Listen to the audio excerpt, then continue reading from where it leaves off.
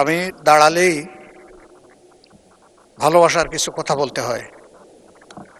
মাননীয় সদস্য এবং স্বরাষ্ট্রমন্ত্রী আমরা কালকে চলে যাওয়ার পরে আমাকে ভালোবেসে একটা কথা বলেছেন। তিনি বলেছেন যে আমি একটি অসত্য কথা এখানে বলে গেছি। আমি এটা জানতে পারলাম। তো আসলে আল্লাহ তাআলা তাকে অপূর্ব দক্ষতা দিয়েছেন। জাস্ট বোতলটা পরিবর্তন করে মেটেরিয়ালসটা ঠিক রেখে তিনি সত্যকে মিথ্যা হিসাবে এবং মিথ্যাকে সত্য হিসাবে চমৎকারভাবে পরিবেশন করতে পারেন। এই জন্য শুধু তাকে ধন্যবাদ জানানোর জন্য আমি এখানে দাঁড়িয়েছি। মাননীয় স্পিকার, ধন্যবাদ, অসংখ্য ধন্যবাদ।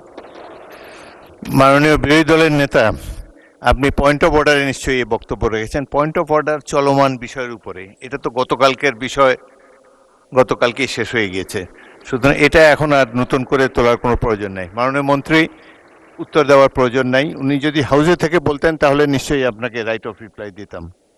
আপনি তারপর কিছু বলতে চান?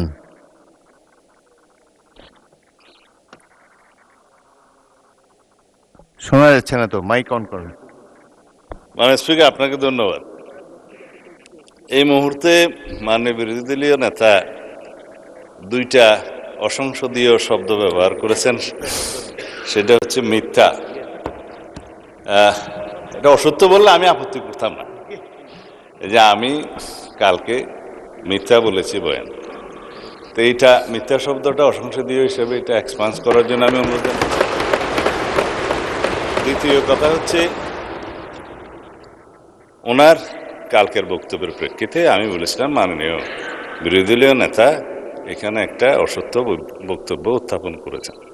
সেটা ছিল যেখানে রুল 62 অনুসারে আপনি তারপরে একজন বেসরকারি সদস্যের উত্থাপিত মুলতাবি প্রস্তাব গ্রহণ করেছেন, ওনারা ওয়াক আউট করার আরো অনেক পরে, তাহলে সেটা পার্লামেন্টে উত্থাপিত বা পড়িত হইল কিভাবে?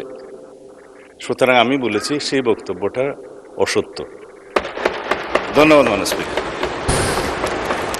মাননীয় সদস্যবৃন্দ, এখন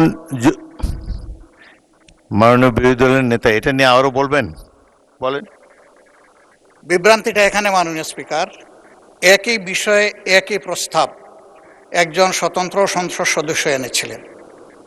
সেই প্রস্তাবটি ভিন্ন নামে গতকাল এসেছে, শুধু নাম বদল হয়েছে, প্রস্তাব ঠিক আছে।